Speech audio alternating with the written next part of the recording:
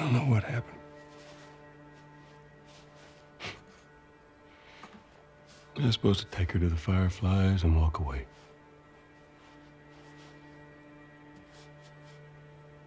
You go halfway across the country with someone.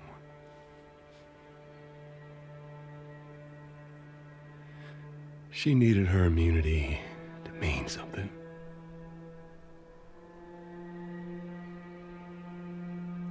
Maybe I was starting to buy into that old cure business. Maybe I just wanted to do right by her. And then we made it.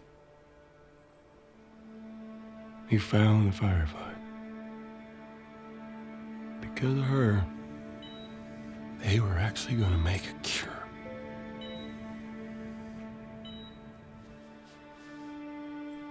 The only catch, it would kill her. Every year since 2013, I have embarked on a journey. Around autumn, every year I install a game called The Last of Us, and I set out with Joel and Ellie, and I make the journey. I know where enemies lie in wait, I know where the resources are, I know what's going to happen in the story, and I know how it's all going to end. And yet, I still do it. And people ask me sometimes, why? Why do I play the same game every year as like a tradition? And the answer is because simply, I love the world of The Last of Us. So, due to the first game having a massive following and becoming a really big success, a sequel was basically guaranteed. And in 2020, Neil Druckmann released The Last of Us Part 2. I think it's fair to say this game was quite controversial for numerous reasons. For a start, it got delayed due to an actual real-world pandemic. Thankfully, no mushrooms were involved.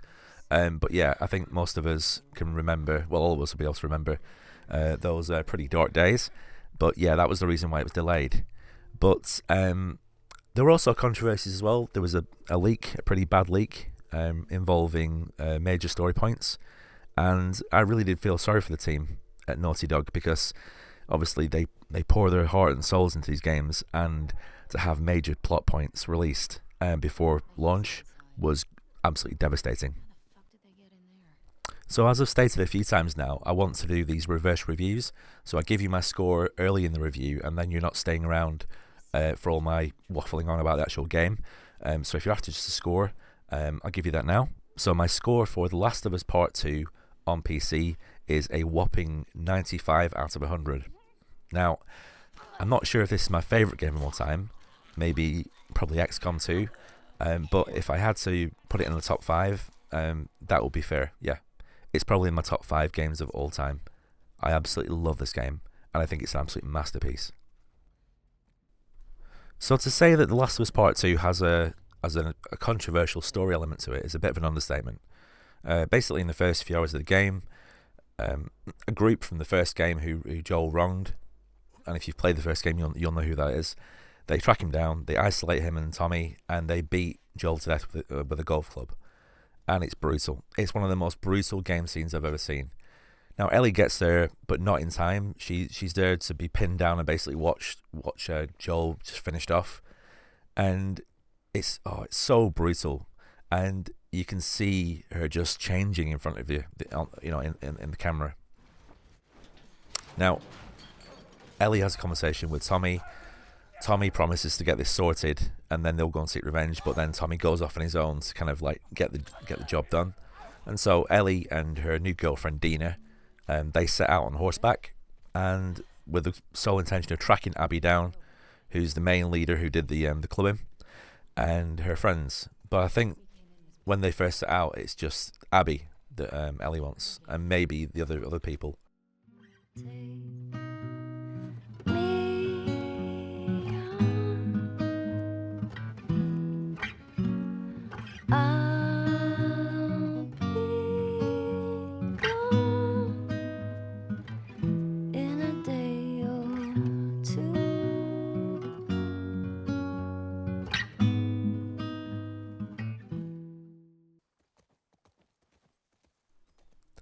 I think killing Joel was a red line for a lot of people.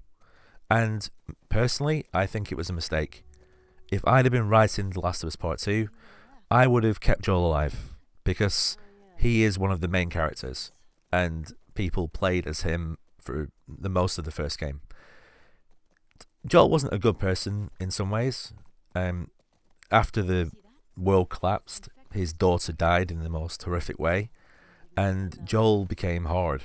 He formed a hard exterior, and he, to not to put too fine points on it, he became a bad person. He joined a gang of of slavers. Him and Tommy did unspeakable things to survive, and Joel's killed a lot of innocent people. Even that's not including the end of the first game. And then Joel goes on and kills a load more people. And at the end, when you kill the doctor, the surgeon, I always thought that was unnecessary. You didn't have to kill him.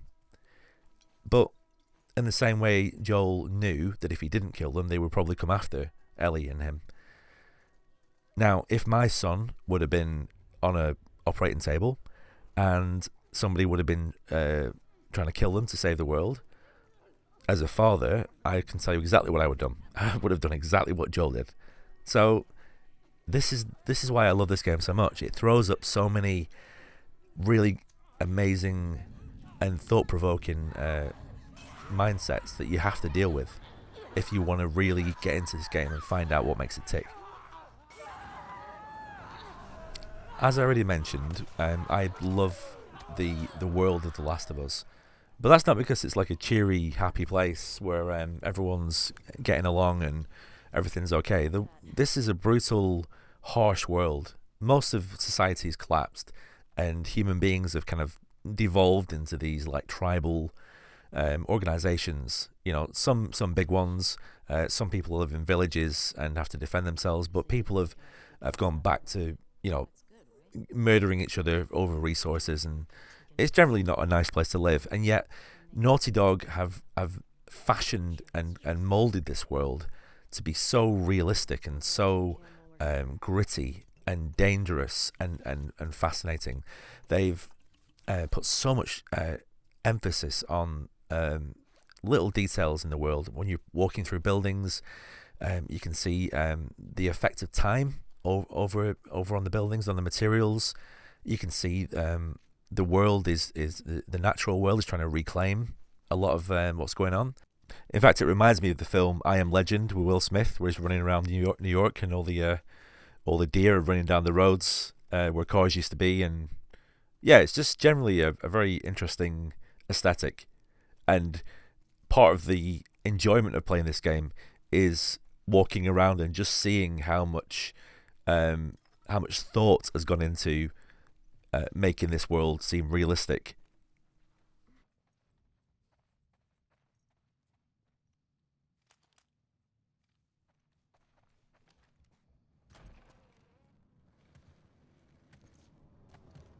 Shit.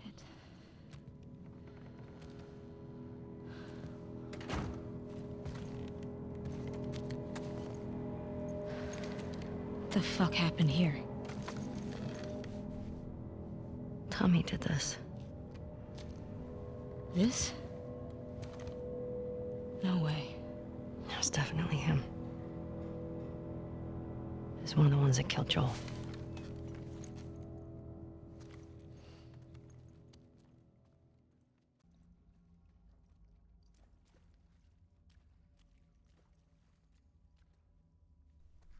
You can probably split the gameplay loop of The Last of Us Part 2 and 1 actually into three like separate parts. So you spend quite a lot of time gathering resources. So you have materials to improve your weapons at workstations. You've got supplements which then feed into the upgrade system.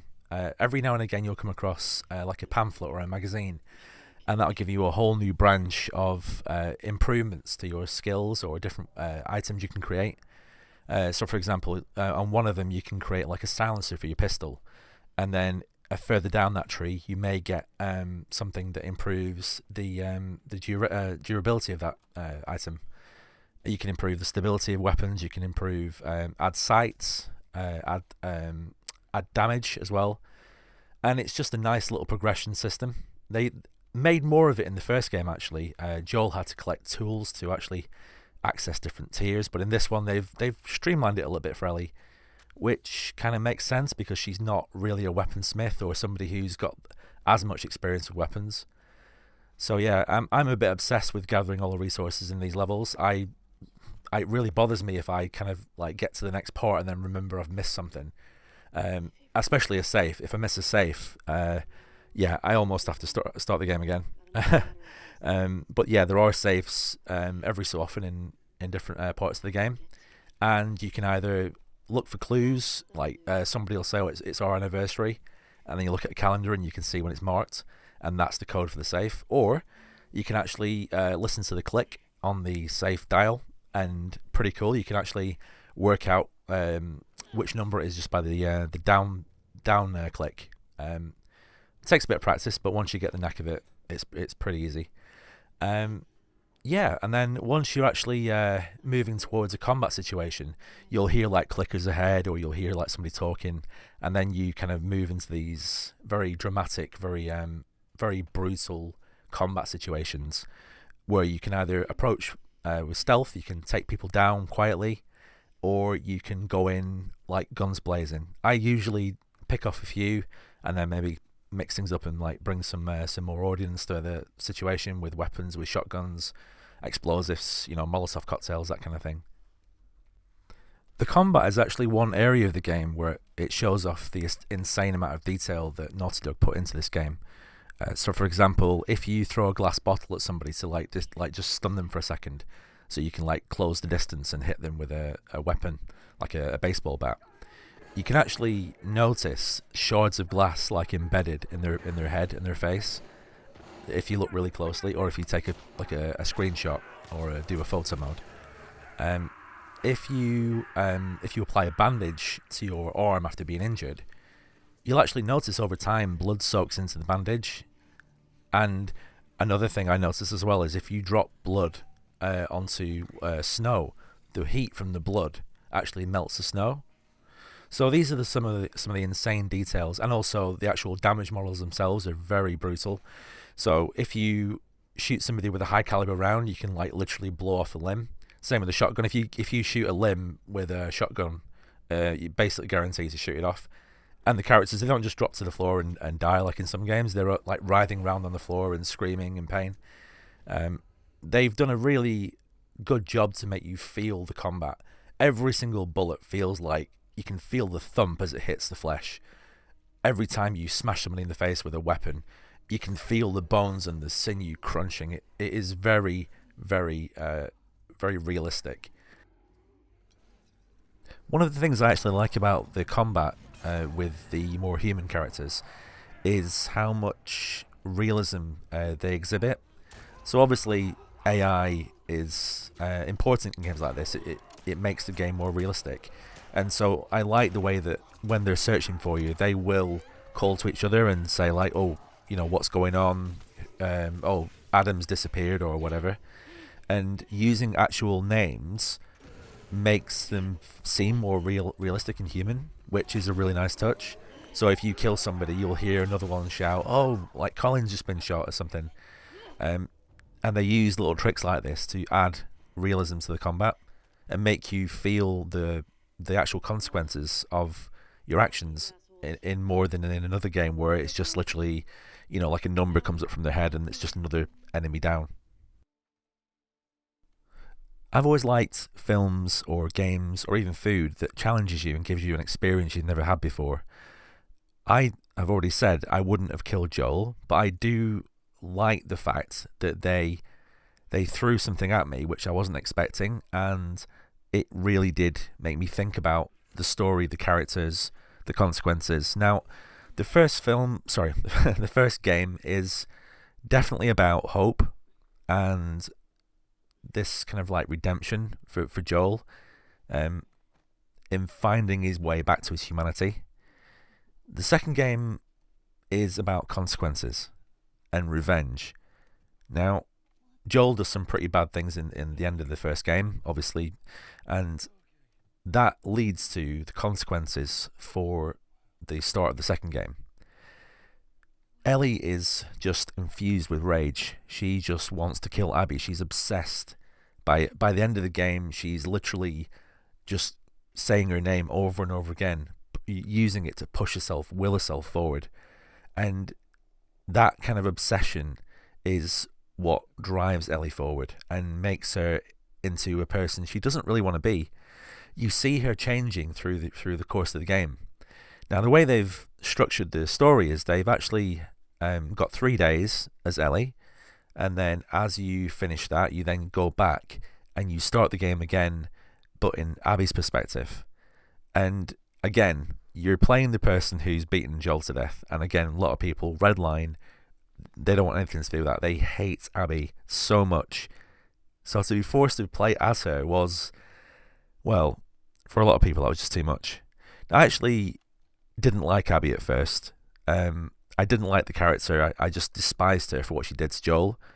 But if I started to try and actually think about what she'd been through and what made her the way she was, and if you think about it, Abby was actually, she was responding to a situation very much like Ellie, where, her father had been killed by somebody and she was just seeking revenge for that situation. So, yeah, I definitely liked playing as Abby towards the end, and I could definitely sympathise with the situation.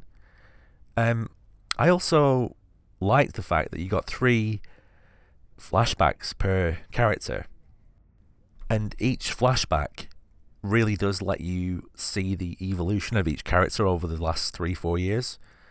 So when you first see Ellie 4 years prior to the game starting, she's only just got to Jackson, she's settling in, and she's almost the girl that you left at the end of the first game. She's still got this like optimism, she's drawing, she's listening to music, she's still getting on with Joel. She goes on this like birthday treat to a museum, which incidentally is one of the most beautiful scenes in the game. It's so good the way they handled that.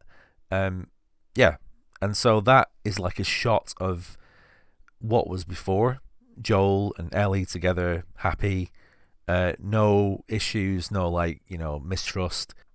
But you can also see, as you get nearer to the present day, Ellie is starting to ask questions. She's not stupid, she's a clever girl, and she is starting to realise that everything that Joel told her wasn't true.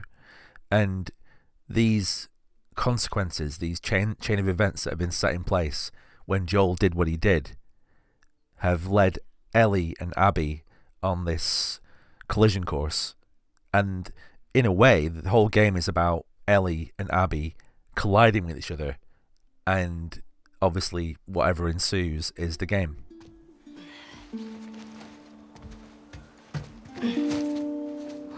Hey. Welcome to Earth. Yeah.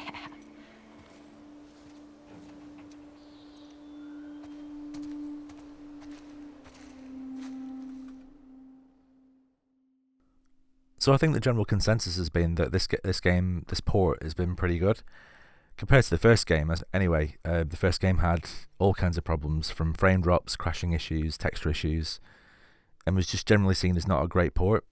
Now, thankfully, Nixxes has gone and fixed that, and it now runs great. This port has everything you would want in a PC port. It's got the widescreen, it's got customizable keys, it's got controller support. The DualSense controller on PlayStation is supported, and yeah, I generally found it to be a pretty good experience. I've run an i9 2900K, 3080 Ti, 32 gig of RAM, and I play all my games at 1440p, and I've been getting between 80 and 100 frames a second generally through the entire game, which I think is pretty good. I think the sound deserves a special mention as well, because it really is top tier, as you'd expect from a Sony game.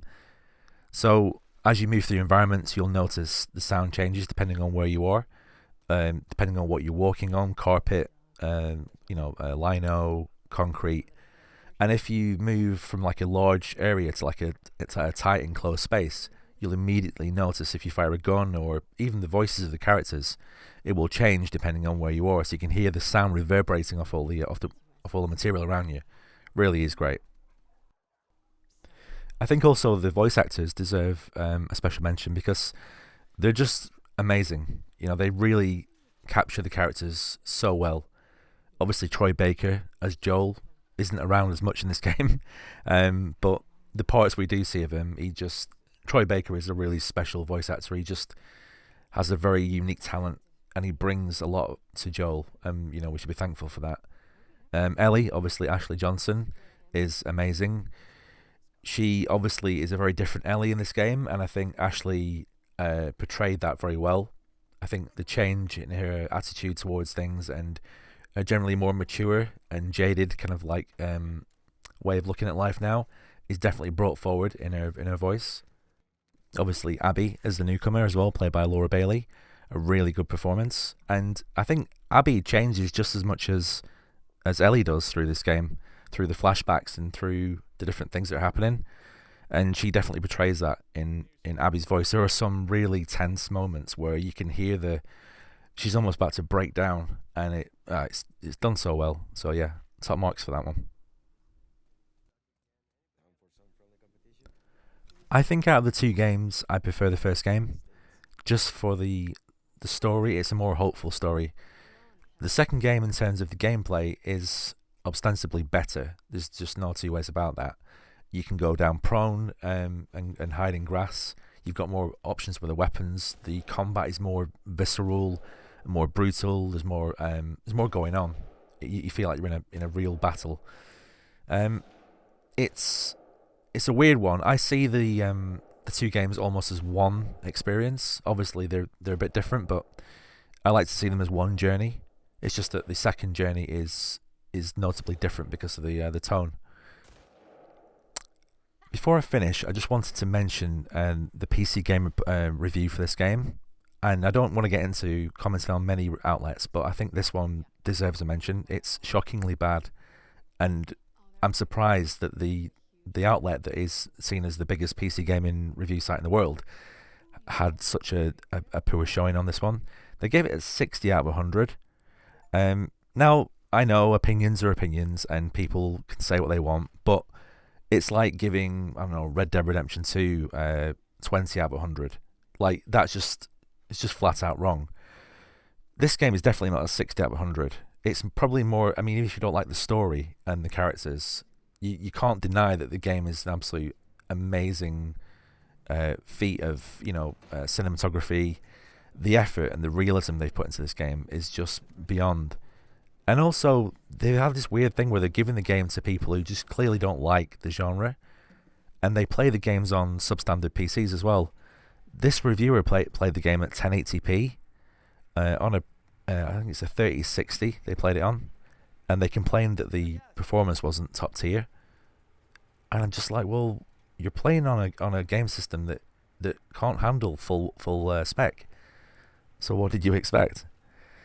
So yeah, I wasn't very impressed with that, and they've done this a few times now in the last couple of years. They give I think Horizon Forbidden West an absolutely terrible review, and some of the things they said were just flat out wrong as well. But yeah, I just wanted to mention that because I think 60 out of 100 was just a really bad score, a wrong score, and I just you expect better from what's allegedly the best PC gaming review site in the world.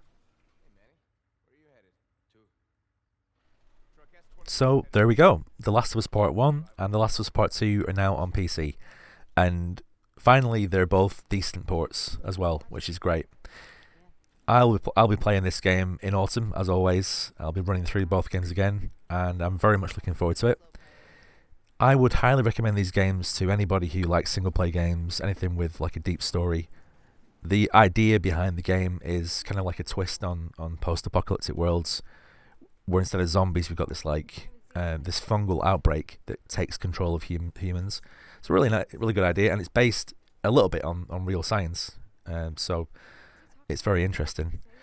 I'd recommend the No Return DLC for The Last of Us Part 2 as well. It's like a roguelite where you go in as different characters, you've got different modifiers, and you go into a combat situation and you have to like fulfill certain things, like in one you're being hunted, or one you have to capture a certain point or a safe.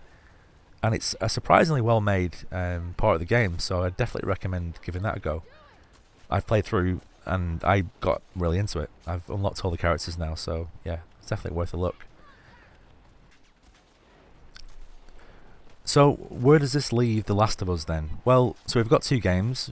We have the series coming out this week, which I think is the 2nd season, and I think they're going to get another season out of part 2. And yeah, Neil Druckmann keeps coming out with bits of information. He's 1 minute they're talking about early production is now happening, and then other reports are saying that they might not actually do a 3rd game, or they're not talking about a 3rd game, or a 3rd game would be very difficult, I think is what he said. I think this world has a hell of a lot more stories to tell. Ellie's obviously got, I think, a unresolved arc going on with her. She did whatever she did in the 2nd game, and I think similar to what Joel had in the 1st game with like a redemption arc, I think they could do a similar thing with her. There's so many more characters left. Obviously Abby is off doing whatever she's doing. Maybe they could bring her back into it. I don't know. There's so many different ways they could go now, but I would very much like to see a 3rd game. Well, I'd like to see as many games as possible, really. Like I said, this is one of my favourite games of all time, and the world is just so interesting to me. So, there we go, guys. That's my review for The Last of Us Part 2 on PC. I hope you enjoyed it. This is a longer one than usual, just because there's a lot to cover. If you stuck around to the end, I do appreciate that. If you could leave a like, and more importantly a comment, I'd love to talk about this game. If you agree or disagree with my comments in the game, I'd love to have a chat with people. It's such an interesting story, you know. So yeah. Alright guys, thanks for stopping by and listening to my review. Take care, and I'll see you next one.